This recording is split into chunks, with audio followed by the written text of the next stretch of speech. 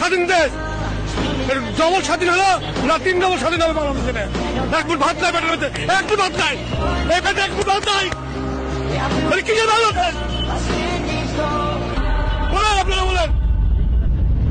পেটে এক ফুট ভাত নাই এবং গাড়ি চালাচ্ছি, চাইছে বলছি না মালিককে হাফ কেজি চাললে করে। আগে তো আমাদের কত কষ্ট ছিল না, এখন আমাদের একবেলা খাওয়ার দিচ্ছে না, এই পেটে ভাত নাই সকাল থেকে আপনার, এই পেটে একটা পিছিয়ে বোতল দিন, হ্যাঁ মরে যায়। সপ্তাহে যদি হাফ কেজি গোস্ত না কিনতে পারি একটা বাচ্চার জন্য, তাহলে আমাদের জীবনটা বাঁচে থাকার থেকে মরে যাওয়া মেলা ভালো। আমরা কি কষ্ট আছি জানেন?